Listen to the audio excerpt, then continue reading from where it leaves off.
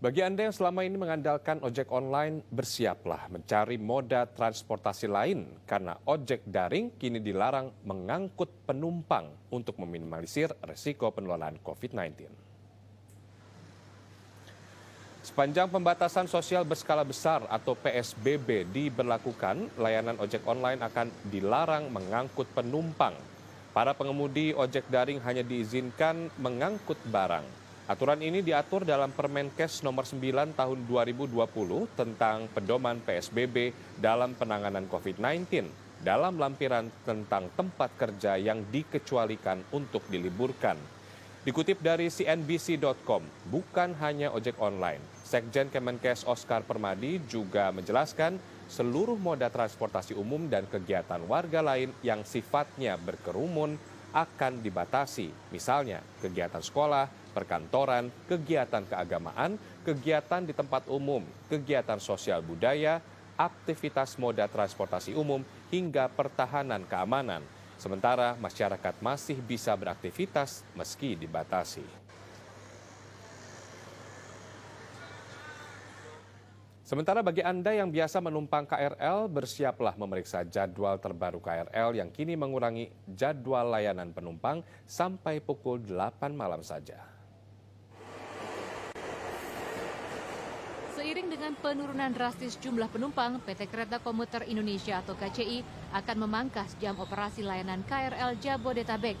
Kini jumlah penumpang KRL hanya berkisar 220.000 orang saja, padahal sebelumnya bisa mencapai 1,1 juta orang per hari. Per esok hari, KRL hanya akan beroperasi mulai pukul 4 pagi sampai jam 8 malam saja. Selain itu, di luar jam-jam sibuk pagi dan sore hari, frekuensi kedatangan kereta juga akan dikurangi antara 30 menit hingga 1 jam sekali saja. Selanjutnya, pada pukul 9 sampai pukul 3 sore, karena jumlah pengguna kami pantau sudah semakin menurun, ini jarak keberangkatan antar kereta kami atur 30 menit hingga 60 menit. Rencana ini pun membuat khawatir para penumpang setia yang biasanya masih mendapatkan layanan kereta hingga pukul 12 malam. Masih banyak sekali karyawan yang masih harus bekerja sampai malam hari. Dan yang saya khawatirkan juga ketika banyak karyawan atau pekerja yang tahu bahwa kereta hanya dibatasi sampai pukul 8 malam, sehingga pekerja banyak yang pulang lebih cepat.